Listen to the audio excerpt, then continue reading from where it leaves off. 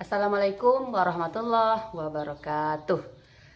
Saya Susilawati, mahasiswa Magister Pedagogik Universitas Lancang Kuning yang bertugas di SMP IT Khazanah sebagai kepala sekolah. Hari ini saya akan sharing tentang pengelolaan sistem pendidikan. Ada dua hal yang ingin saya bagikan. Yang pertama tentang kepemimpinan saya sebagai kepala sekolah di SMP IT Khazanah. Kemudian yang kedua adalah tentang mimpi saya dalam merancang pelatihan guru yang membuat semangat dan relevan terhadap kondisi guru saat ini.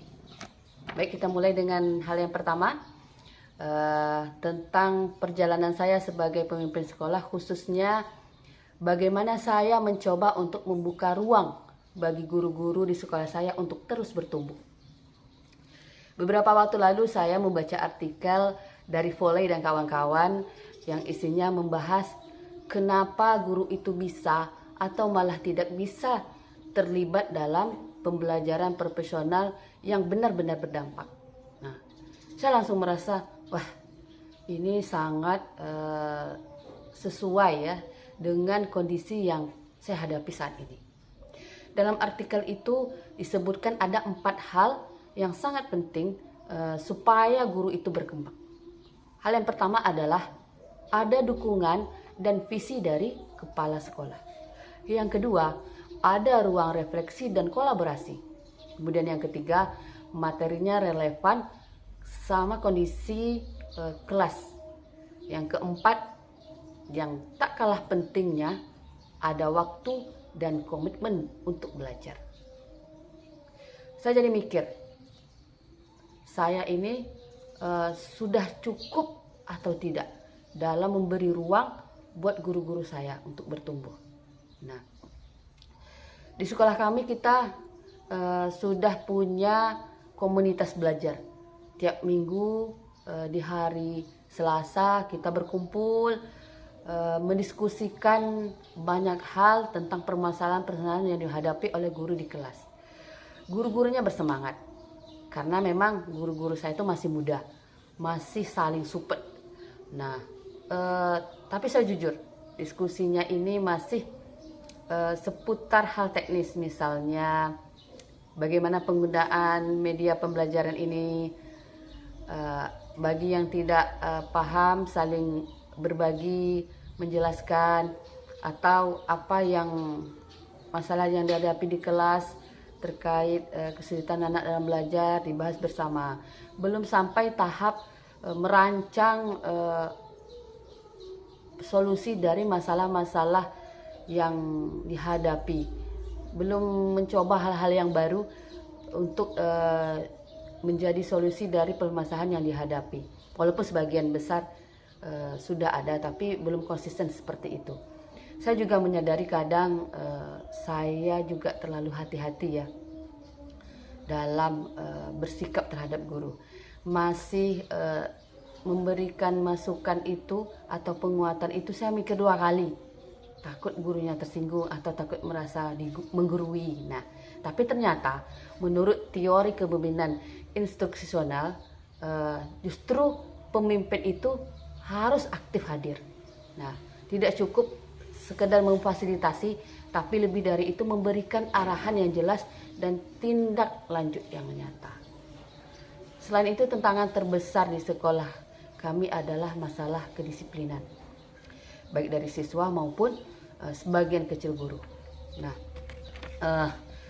tanpa sadar ternyata ini merupakan budaya sekolah yang belum betul-betul kuat mengakar dalam sekolah saya.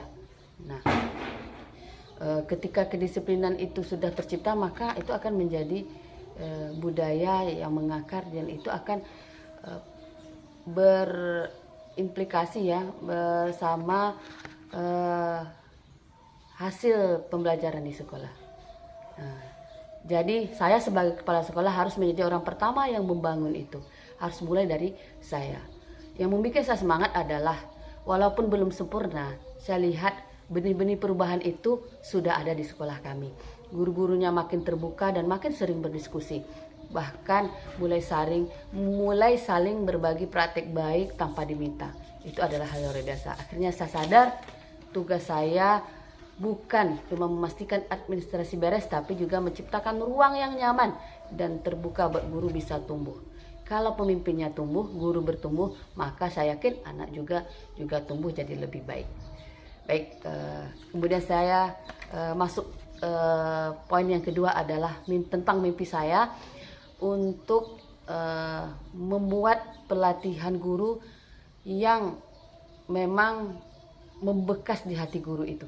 Nah, selama ini ketika saya mengikuti pelatihan, banyak ya pelatihan yang saya ikuti, ada hal yang bagus, tetapi banyak juga yang terasa terlalu teoritis. Nah, isinya banyak ya, tapi kadang itu nggak nyambung dengan kondisi yang dihadapi oleh guru di kelas. Jadi ketika saya diberi kesempatan untuk merancang pelatihan, saya ingin pelatihan itu benar-benar terasa manfaatnya bagi guru. Nah, yang pertama, pelatihan itu harus berbasis kolaborasi dan refleksi. Mengapa seperti itu? Nah, karena ini menjadi hal yang penting untuk membangun kesadaran diri bagi guru kita itu dalam belajar. Saya suka dengan model pembelajaran yang kita kenal dengan PLC ya, Professional Learning Communities.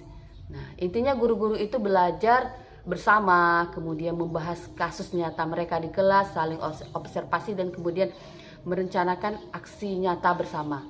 Nah, ini sesuai dengan prinsip pembelajaran orang dewasa itu, yang dimana dijelaskan oleh Knowles bahwa orang dewasa itu paling semangat belajar kalau materinya relevan, kemudian langsung dipakai dan mereka ikut aktif terlibat.